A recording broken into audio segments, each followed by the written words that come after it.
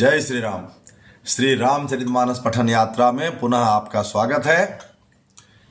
चलिए आज का पाठ शुरू करते हैं। और सती माता के मोह का प्रसंग है। चलिए आगे बढ़ते हैं। मोरी सुधारी सो सब भांति, जासु कृपा नहीं कृपाय घाती। जो तुम्हारे मन अति संदेह, तो किन जाय परीक्षा लेहु। तब लगी बैठिया हूँ बट छाही, जब लगी तुम आई हूँ मोहि पाही।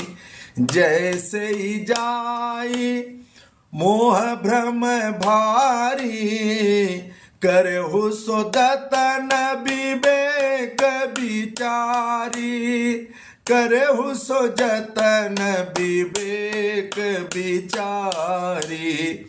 चली सती शिव आय सुपाई, करहि विचार करो का भाई। यहाँ शंभु समनयन माना, और दक्ष सुता कहूँ नहीं कल्याणा।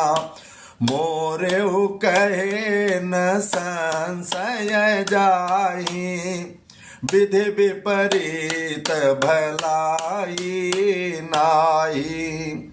होई सोई जो राम रचि राखा, को करी तरक बढ़ावई शाखा।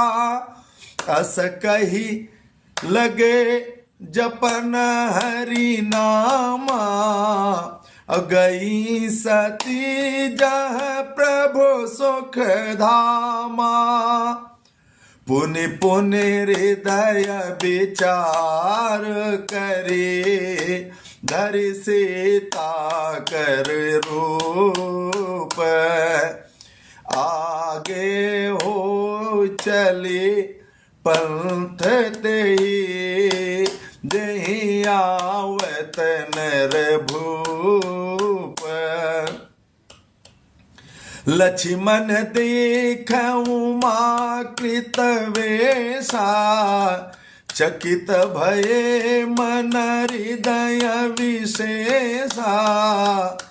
कही न सकत कछु अति गंभीरा, और प्रभु प्रभाव जानत मति धीरा। सती कपट जाने ओ सुर स्वामी, सब दर्शी सब अंतरयामी।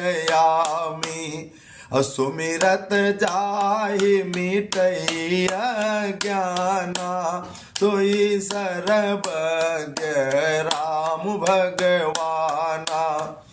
सती कीन चाहतहु दुराऊ, देखहु नारी प्रभाव। देखहु नारी स्वभाव प्रभाव, निज माया बल हृदय बखानी। बोले बिहसी राम मृदुबानी। जोरि पान प्रभु कीन प्रणामा, पिता समेत लीन निज नामो। कहे बहोरी कहाँ वृष के तो, विपिन अकेले फिरहूँ के ही है तो। राम बचन मृदु गूढ़ सुनी, उपजा अति संकोचो। सती सभीत महेश पही, चले हृदय बड़ सोचो। तुमोरी सुधारी सो सब भांति, जासु कृपा नहीं कृपा अघाती।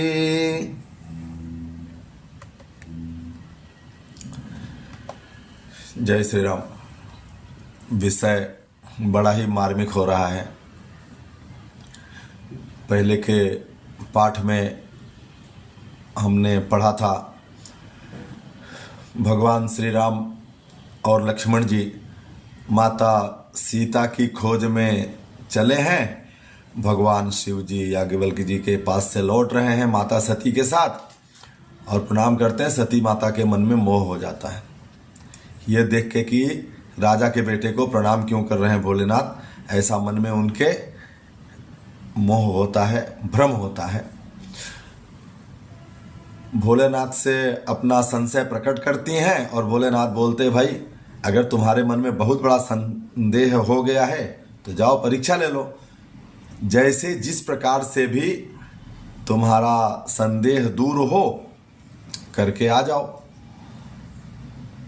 और तब तक जब तक तुम मेरे पास लौट के नहीं आओगी तब तक मैं इसी वट वृक्ष की छांव में बैठा रहूँगा। भोलेनाथ जी बोले जिस प्रकार तुम्हारा यह अज्ञान जनित भारी भ्रम दूर हो, भली भांति विवेक से सोच विचार कर तुम वही करना। शिव जी की आज्ञा पाकर सती चली गई और मन में सोचने लगी कि क्या करूं, ऐसा कैसे परीक्षा लूं। भोलेनाथ ने बोला था विवेक से कहे करेहु सो जतन विवेक विचारी, मतलब जतन मतलब पूरी तरह यत्न पूर्वक पूरी तरह से सोच विचार कर और भारी विवेक के साथ परीक्षा लेना। अब फिर भी माता चली गई, शिव जी के वचन को समझ नहीं पाई और फिर भी माता चली गई परीक्षा लेने के लिए। यहाँ भगवान भोलेनाथ बैठे और बोले कि भाई मन लगाकर ध्यान लगाकर बैठे और बोले दक्ष सुता सती का अब कल्याण नहीं है, मेरे कहने से भी इनका भ्रम नहीं गया। सोचिए जिनको त्रिभुवन पति बोलती हैं माता सती सोचती हैं ये त्रिकालदर्शी हैं, त्रिभुवन पति हैं, सब जानते हैं, और एक ही मिनट में उनके ऊपर संदेह कर दी और चली गई परीक्षा लेने के लिए। फिर भोलेनाथ सोचते हैं शिव जी की हो ही सोई जो राम रचि राखा, जो राम जी ने रच के रखा है वही होगा, अपना दिमाग क्यों इधर उधर करके परेशान हो। ऐसा कहकर हरि नाम का जप करने लगे और यहाँ माता सती वहाँ पहुँच जाती हैं जहाँ लक्ष्मण भैया के साथ प्रभु श्री राम मार्ग में माता सीता को ढूंढते हुए चल रहे होते हैं। सती ने बार बार विचार करके ऐसा किया कि माता सीता का रूप धारण करके उसी मार्ग में आगे होकर चल पड़ी, जिससे सती के विचार अनुसार मनुष्यों के राजा श्री रामचंद्र जी आ रहे थे। अब उन्हें राजा का तो पुत्र समझा और सोची कि हमको देखेंगे खुश हो जाएंगे, क्योंकि अब उनको क्या मालूम कि ये कौन है। सती जी के बनावटी वेश को देखकर लक्ष्मण जी चकित हो गए, उनके हृदय में बड़ा भ्रम हो गया, वे बहुत गंभीर हो गए और कुछ कह नहीं सके। धीर बुद्धि लक्ष्मण प्रभु श्री रामचंद्र जी के प्रभाव को जानते थे। सती माता का यह रूप देखकर सब कुछ देख लेने वाले और सबके हृदय में विराजमान होकर सबके हृदय की गति को जानने वाले श्री राम, जो राजाओं के राजा देवताओं के भी देवता हैं, सती के कपट को जान गए। जिनके स्मरण मात्र से अज्ञान का नाश हो जाता है वही तो सर्वज्ञ भगवान श्री रामचंद्र जी हैं। तो जिनके नाम से अज्ञान का नाश होता हो तो वो तो अच्छे अच्छों का अज्ञान नाश कर देते हैं। स्त्री स्वभाव का असर तो देखो कि वहाँ उन सर्वज्ञ भगवान के सामने भी सती जी अपना वेश बदलकर दुराव करना चाहती हैं, अपने आप को छुपा के माता सीता के रूप में प्रकट की। प्रभु श्री राम अपनी माया के बल को हृदय में बखान कर हंसते हुए कोमल वाणी में बोले, दोनों हाथ जोड़कर पिता समेत अपना नाम लिए और बोले, माता मैं दशरथ पुत्र श्री राम आपको प्रणाम करता हूं। और यहां वन में अकेली कहां घूम रही हो? और भगवान वृषकेतु शिव जी कहां हैं? श्री रामचंद्र जी के कोमल और रहस्य भरे वचन सुनकर सती जी को बड़ा संकोच हुआ और वे मन में डरती हुई चुपचाप शिव जी के पास चली गईं। उनके मन में बड़ी चिंता हो रही थी, चोरी पकड़ी गई ना। प्रारब्ध का प्रभाव हर किसी को भोगना पड़ता है। शिव जी कौन है? भावी मेटि सकै त्रिपुरारी, जो चाहें तो प्रारब्ध का भी नाश कर सकते हैं, प्रारब्ध जनित दुखों का नाश कर सकते हैं। लेकिन उन्होंने माता सती के प्रारब्ध का नाश नहीं किया। क्यों? काहुन को सुख दुख कर दाता, निज कृत कर्म भोग सब ताता। माता सती के मन में दुराव आया, माता सती के मन में संकोच हुआ। उन्होंने ही परीक्षा लेने की बात सोची और देखिए कितना बड़ा अनर्थ हो गया।